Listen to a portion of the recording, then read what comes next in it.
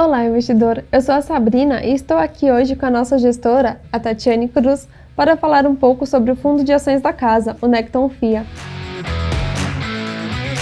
Cabe lembrar que o fundo é a cara da Necton. Ele vem ao mercado com o intuito de democratizar o acesso ao mercado de ações. Com apenas R$ 500 você consegue ter uma carteira diversificada e com gestão profissional. Tati, pode falar um pouquinho para nós sobre o desempenho do fundo em janeiro e qual a estratégia tem sido adotada para esse mês agora? Olá, investidor! Olá, Sabrina! Olha, em janeiro a Bolsa apresentou uma realização, com o índice Bovespa caindo cerca de 3%. A extensão do lockdown em diversos países e a dificuldade da distribuição das vacinas trouxeram insegurança ao mercado global. Aqui no mercado interno, pesou o noticiário político também.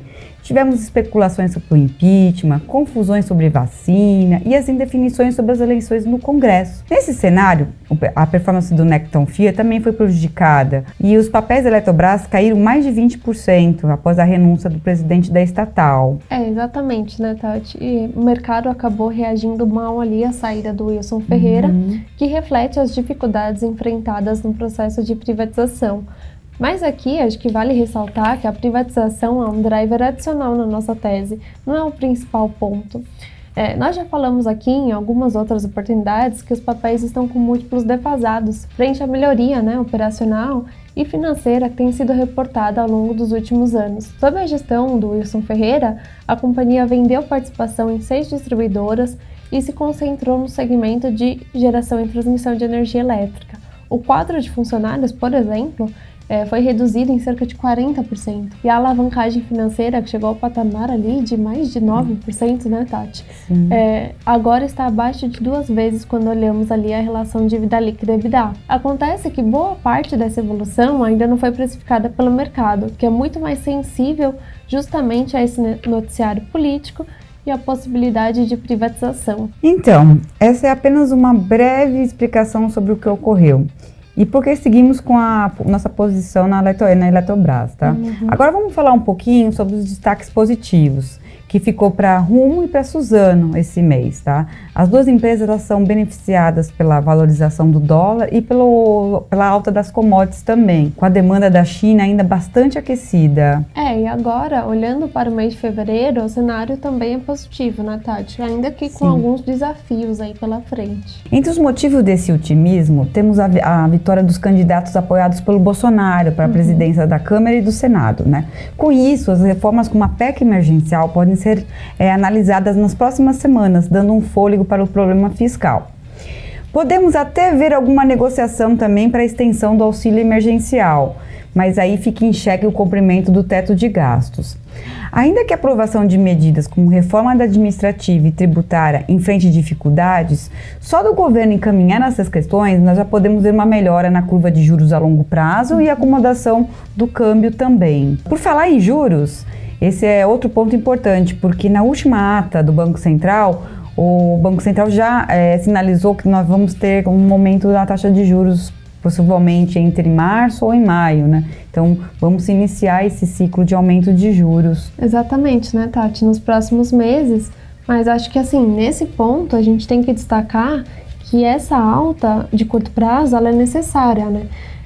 Uma vez que a taxa atual ela não é sustentável para um país que tem todos os problemas fiscais aqui como o Brasil. Esse ajuste, ele não é negativo, né?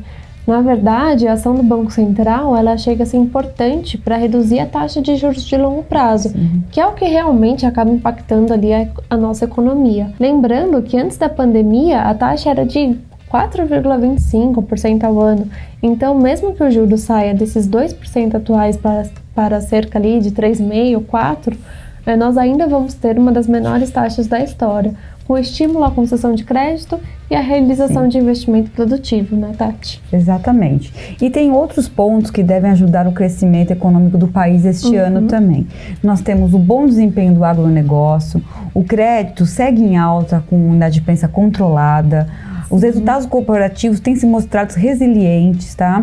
E a expectativa de recuperação no setor de serviços a partir do segundo semestre, quando a população estiver vacinada e voltando à normalidade. E no mundo, o cenário ele acaba sendo também positivo por conta da perspectiva de crescimento econômico com a manutenção ali, né, dos estímulos monetários e fiscais. Inclusive, fica no radar um pacote do Biden que ele quer emplacar com mais de 1,9 trilhões de dólares. O plano de vacinação também é outro ponto que a gente tem que acompanhar ali de perto, porque a taxa de sucesso de cada país acaba determinando o ritmo da recuperação da atividade. Nesse sentido, os Estados Unidos e a China, por enquanto, seguem com as projeções de forte crescimento, dando suporte ali ao preço das commodities e dos produtos agrícolas. Por isso que continuamos com a exposição forte nesses setores por meio dos papéis como Vale, Petrobras, Suzano.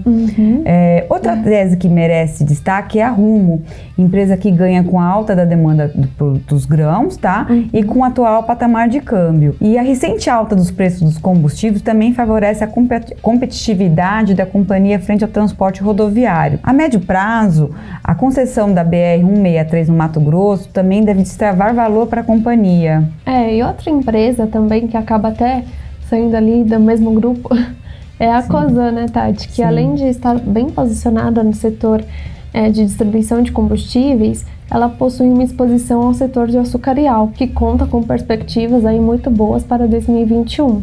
Inclusive, até no início dessa semana, ela anunciou a compra dos ativos da Biosev, com uma estimativa ali de ganho de sinergia de 6 bilhões de reais nos próximos 10 anos. E além disso, temos como driver o setor de óleo e gás, que com a aprovação da lei do gás no Congresso, pode acabar destravando o IPO da Compass. E ainda tem a reestruturação societária, então, ou seja, temos uma série de drivers aí no curto e médio prazo para o papel. Estamos bem confiantes em Cosan, Rumo, nessas empresas em commodities. Outro setor que nós também segue no nosso portfólio do fundo são as empresas do setor de construção civil. Então, nós temos a Trisul e adicionamos esse mês a MRV, tá? A companhia, a MRV, que hoje ainda tem seus negócios mais atrelados ao segmento de baixa renda, né, e imóveis da Minha Casa Minha Vida, registrou volume recorde de vendas em 2020, com alta de quase 40%. Frente a 2019. A MRV tem diversificado seus negócios, ingressado também no setor de média renda e de aluguéis, e conta com banco de terrenos de mais de 64 bilhões de reais. A empresa é uma das mais eficientes do setor, além de distribuir bons dividendos.